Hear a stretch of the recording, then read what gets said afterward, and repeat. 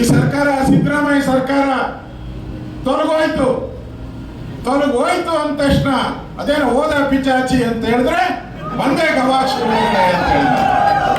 ನಾವು ಪಿಚಾಚಿ ಮನೆಯಿಂದ ಮಂತ್ರ ಮಾಡಿ ಓಡಿಸಿದ್ರೆ ಅದು ಮತ್ತೆ ಕಿಟಕಿ ಒಳಗಡೆಯಿಂದ ಗವಾಕ್ಷಿ ಒಳಗಡೆಯಿಂದ ಬರ್ತಾ ಇತ್ತು.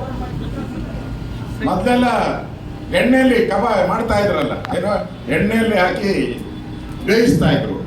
ಈಗ ಎಣ್ಣೆಯಿಂದ ಬಿದ್ದು ಕೆಂಡದಲ್ಲೇ ಬೇಯಿಸುವಂತ ಸ್ಥಿತಿ ಡಿ.ಕೆ. ಶಿವಕುಮಾರ್ ಬರ್ತಾ ಇದ್ದಾರೆ.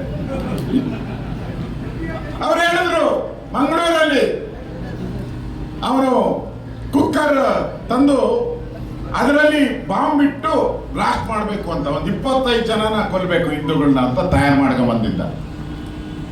ಆಟೋದಲ್ಲಿ ಬರ್ತಾ ಇದ್ದ, ಪುಣ್ಯಕ್ಕೆ ಅದು ಸಿಕ್ಕಾಕೊಂಡ್ಬಿಡ್ತು. ಫಸ್ಟ್ ಈಗ ಮುಖ್ಯಮಂತ್ರಿ ಆಗ ಹೊರಟಿದಾರಲ್ಲ ಯಾರು, ಡಿ.ಕೆ.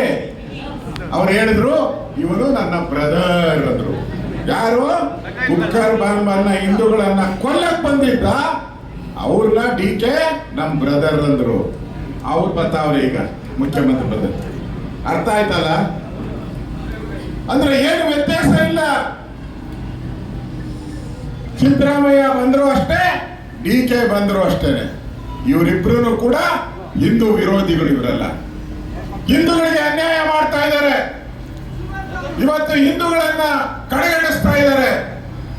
ಮೊನ್ನೆ 800 ಕೋಟಿ ಕೊಟ್ಟರು ಅವರ ಕೇರಿಗಳಿಗೆ ಅಭಿವೃದ್ಧಿ ಮಾಡಕ್ಕೆ.